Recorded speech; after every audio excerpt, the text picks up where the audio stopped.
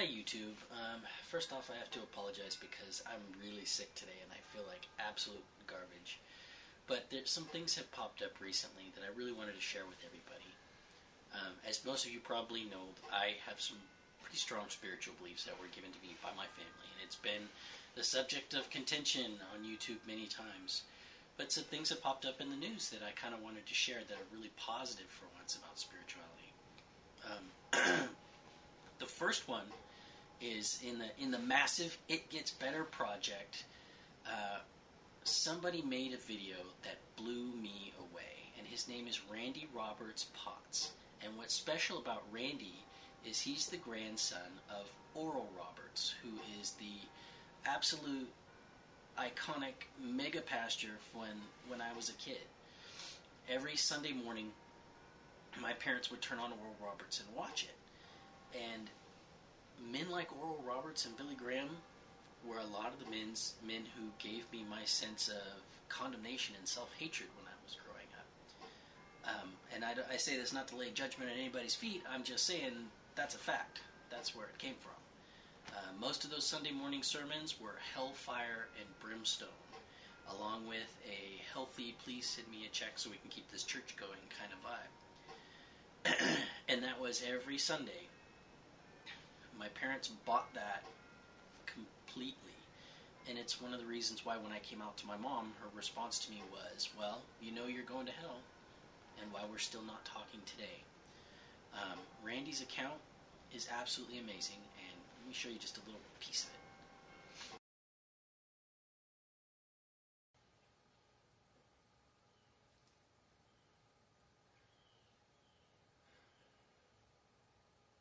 I would have held you in my arms had I been a man at the time, in June of 1982, and not just some kid.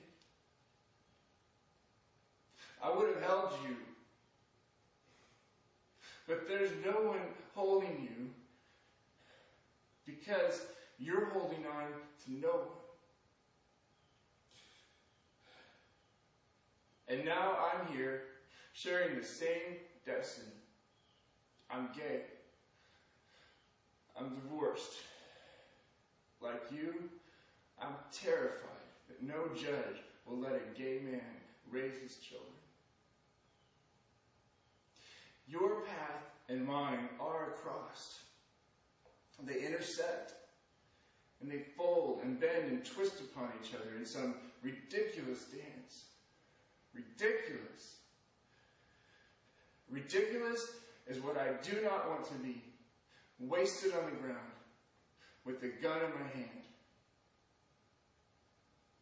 This is not for me.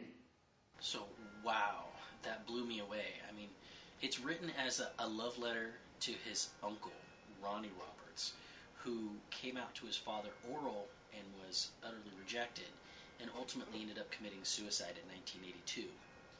Now, Randy finds himself literally in a parallel of his uncle's life, where he is divorced, coming out, and having to deal with all those issues of being rejected by his family.